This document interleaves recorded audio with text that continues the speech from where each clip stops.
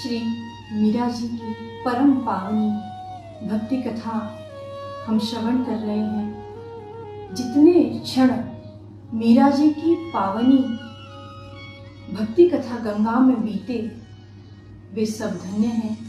उन क्षणों का धन्यवाद करते हुए आइए हम मीरा जी की भक्ति कथा में आगे की ओर बढ़ते हैं।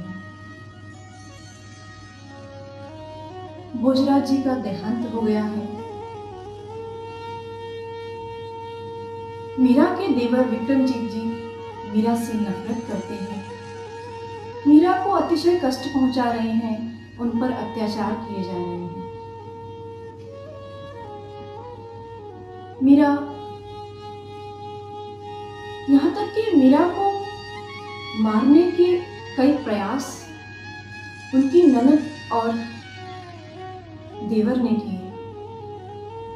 मीरा को विष का प्याला भी दे दिया गया। उनकी कृष्ण भक्ति को परखा गया। जो ही विष का प्याला मीरा जी के समक्ष आया, मीरा तो प्रेम दीवानी है, मीरा तो श्याम दीवानी है। मीरा को तो हर ओर कृष्ण ही कृष्ण दिखता है। अमृत में भी, विष में भी, धरती में भी, आकाश में भी, फूल में, पत्तियों में, सर्वत्र कृष्ण ही कृष्ण है।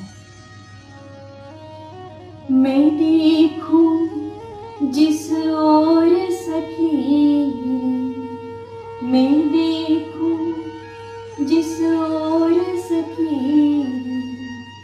सामने मेरे सावरिया, सामने मेरे सावरिया, वो मेरे चित चोर सखी, वो मेरे चित चोर सखी, मैं तो उनकी बावरिया, सामने मेरे सावरिया।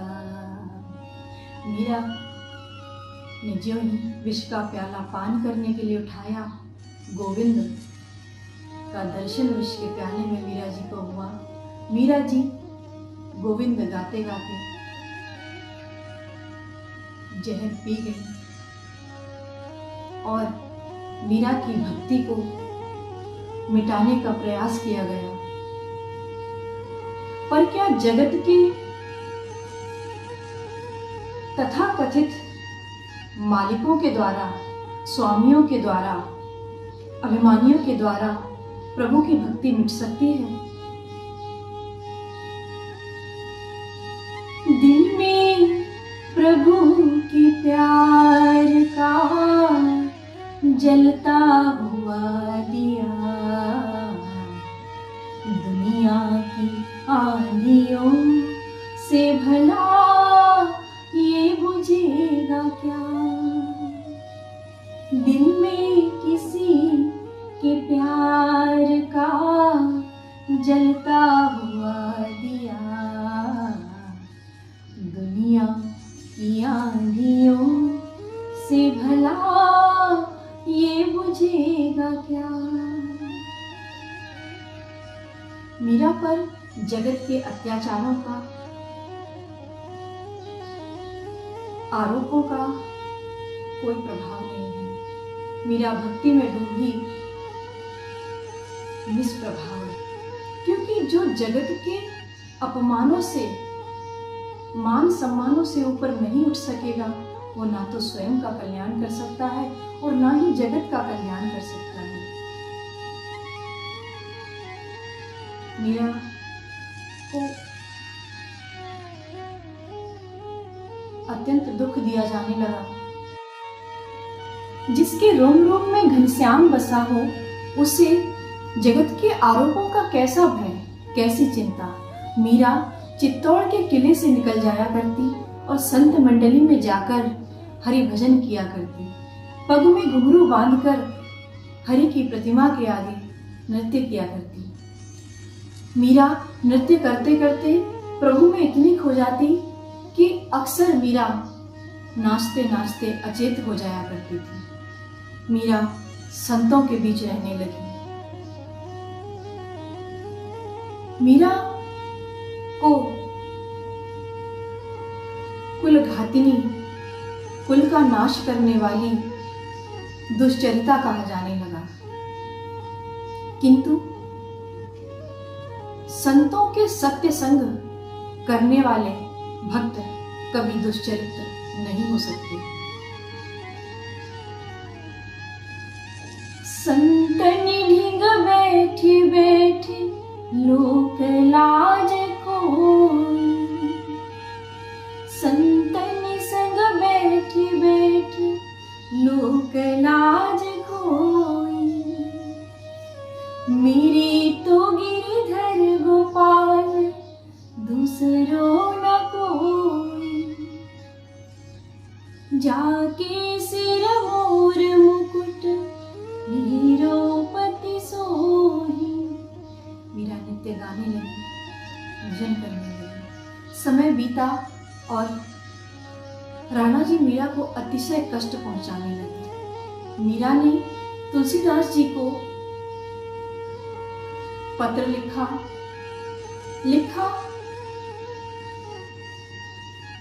कि मुझे ससुराल में अत्यंत कष्ट दिया जा रहा है। उत्तर में तुलसीदास जी ने लिखा,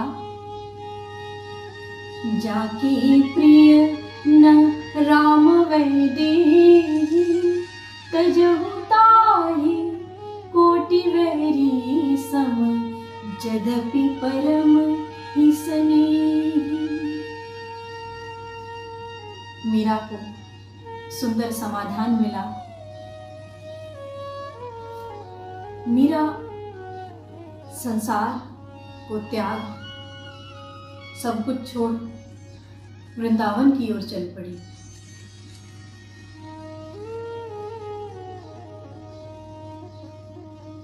मीरा ज्यों ही वृंदावन की ओर अग्रसर हुई, कोई रथ लेकर आया रथ में बैठाने के लिए, कोई पालकी लेकर आया, किंतु मीरा ने तो वर्षों से पगदासी भी नहीं पहनी थी। जब देखा कि मीरा आगे की ओर बढ़ती जा रही है, तब मीरा का मार्ग किसी ने नहीं रोका। मीरा चलती ही जा रही है, कोई रोके नहीं, कोई टोके नहीं, मीरा गोविंद गोपाल गाने लगी। कोई रोके नहीं, कोई टोके नहीं, मीरा गोविंद गोपाल गाने लगी। बैठी संतों के संग रंगी मोहन के रंग, बैठी संतों के संग रंगी मोहन के रंग, मीरा सागर में सरिता समाने लगी। मीरा सागर में सरिता समाने लगी। मीरा वृंदावन पहुंचती है, कण कण में राधे राधे भाव विभोर मीरा वृंदावन पहुंचकर गोविंद देव जी के मंदिर में प्रभु का दर्शन करती हैं। वृंदावन में मीरा निवास करने लगती हैं। मीरा जी के हृदय में चिंता जागी कि अब तक गुरु के शरण से भक्ति मार्ग संचालित होता आया है, यहाँ कहीं कोई गुरु मिले तो बात बने। उसी समय जीव गोस्वामी जी वृंदावन धाम में निवास कर रहे थे। मीरा जी उनके दर्शन के लिए पहुंचती हैं। उनके निवास स्थान के बाहर उनके शिष्यों ने मीरा जी को रोका। आप किस हेतु आए हैं? मीरा बोली, मैं संत महाराज के दर्शन के लिए आई हूँ। प्रार्थना है मेरी लालसा पूरी हो। शिष्य कहने लगे, संत बाबा स्त्रियों का दर्शन नहीं करते। मीरा निर्विकार, निरभिमानी, सरल भाषा में भाव व्यक्त करते हुए बोली, मैं तो समझती थी कि संपूर्ण वृंदावन धाम में एक ही पुरुष है, मेरा गिरधर।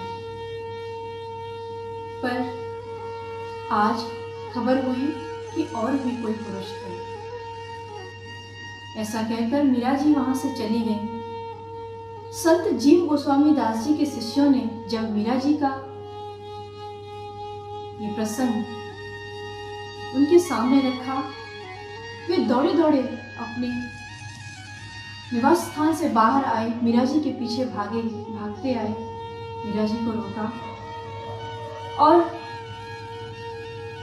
कृष्ण भक्ति दीवानी मीरा से क्षमा याचना करने लगी। अरे मीरा, मुझे क्षमा कर दो, मैं जान ना सका। दोनों की सुंदर भेंट हुई, एक दूसरे को प्रणाम किया। मीरा जी ने श्री वृंदावन धाम में 25 वर्ष तक निवास किया। फिर मीरा जी अपने ससुराल द्वारिकाधीश चली गई। वहीं द्वारिका रहकर मीरा जी नित्य भजन और भक्ति में डूबी रहती। एक बार सभी को खबर है, मीरा जी कृष्ण को याद करते करते अचानक सशरीर कृष्ण की मूर्ति में समा गई। उनकी साड़ी का छोर मूर्ति के पास ही मिला।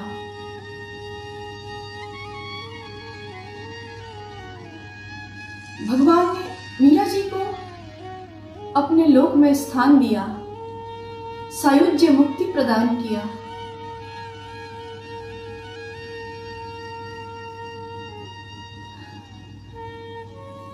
संत समाज की मणिका, भक्ति समाज की प्रेम मणिका, कृष्ण भक्ति की परम मधुर गायिका श्री मीरा जी को कृष्ण ने अपना बना लिया। जगत तो भक्त को सताता ही है। मैं विनय करूं, प्रार्थना करूं कथा श्रवण करने वालों से, विदा लेते लेते इतना ही कहूं, भक्तों की कथा का हम श्रवण करते हैं तो भाव के साथ करें, विश्वसनीयता के साथ करें और उस पर अमल करने का अथक प्रयास करें। जग जाहिर जन्म जन्मांतर से जन्म जन्मांतर तक सम्मान प्राप्त मीरा की भक्ति अक्षुण्ण है, अमर है।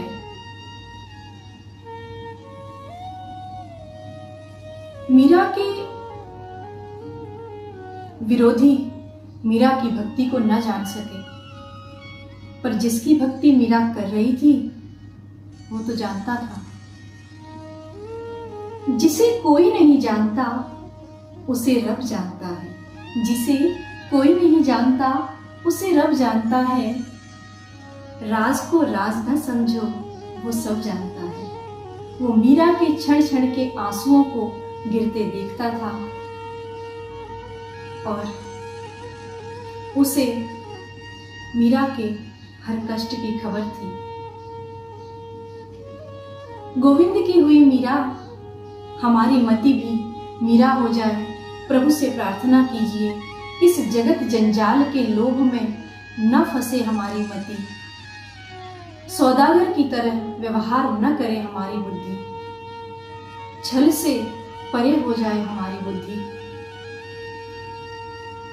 हमारी बुद्धि भक्ति के सागर में प्रवेश करे। अविरल नित्य भक्ति धारा जीवन में गिरती रहे और हम भक्तों की कथाओं को इसी तरह श्रवण करते रहें, धन्य होते रहें। आप सभी के लिए ढेरों शुभाशीष आपके जीवन का कल्याण हो।